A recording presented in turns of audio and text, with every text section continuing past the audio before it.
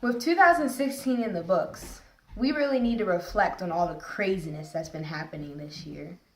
I mean, a lot of people seem to be scared and depressed and maybe even pessimistic about what we've been seeing across our nation. So this is our message to you.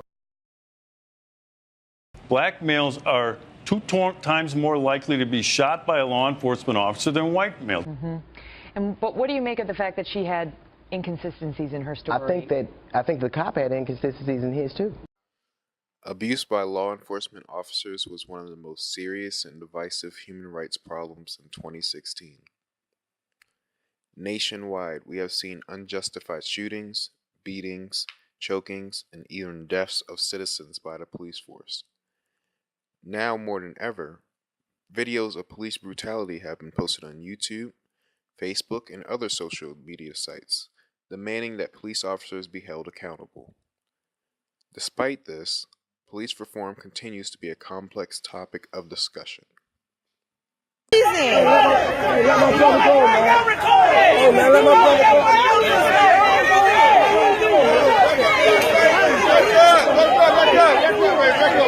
Due process and saying, hey, wait a minute, you got to treat everybody the same here.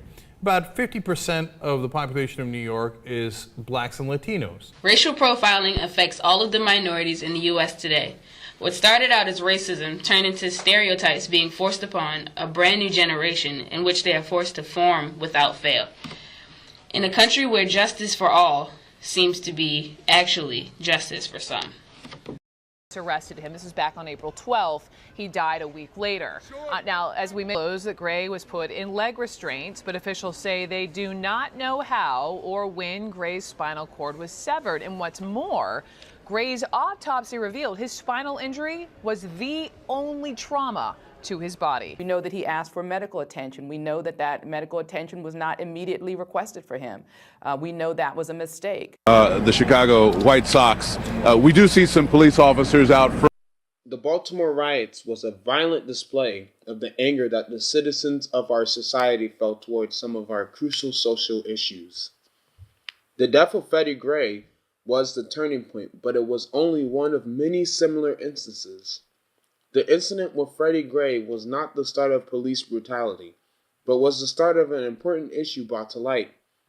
The riots left Baltimore in a state of emergency. Looting, vandalism, and violence were raging the streets and left our community in despair. Written by a nice reporter. Now the poor guy, you got to see this guy. Oh, I don't know what I said. I don't remember. He's going like, I don't remember. Oh, maybe that's what I said. This was 14 years ago. They didn't do a retraction.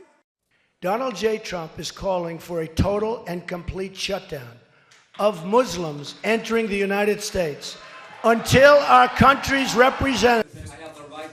No, you don't. You haven't been called. Go back to Univision. Go ahead. And they're bringing those problems with us. They're bringing drugs. They're bringing crime. Donald Trump is now our president-elect. Because of him becoming president, the minorities and immigrants now fear about their safety and are now losing faith in America being the home of the free and the land of the brave. Black Lives Matter big supporter. Long as we demonstrate the message with a sense of order, long as we know what was paved and refuse to go astray and pass it on like a rumor to the next reporter. But think about it. Who's really to blame? Why is it that we always see a constant lack of change? Why do we take our own lives in the light of day, but when the color fades, all the credentials start to change? Who are we to hide when we're a part of the mess? I guess being 100 is a major spark of stress. I guess ownership is the button we don't want to press. Just to save your pride, we always fail to grow and progress. But it's deeper than racist hatred and bane. Women and girls push through a constant barrier of pain. Work twice as hard to do half as much and try to grind without being taken in vain. Carry children and work jobs without going insane. Misogyny is the weight that keeps us from playing the game. And when we take the prize, we're seen as men and we're forced into shame. But who's to say we can't turn around and move on? Take a few loads off our shoulders and stay strong. It all depends on who you want to be and what you want in this country for it to move along. Here at Emirates Youth Channel, we want everyone to know that God is with us through thick and thin.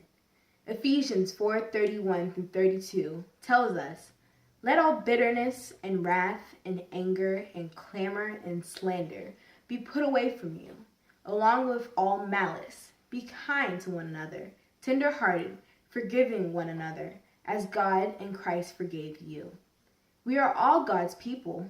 Let's fight hate and racism with the word of Jesus. Let's bring forth the voice of Christ to the communities we live in. Let's work together to spread God's mission across America. Thank you, and be sure to subscribe.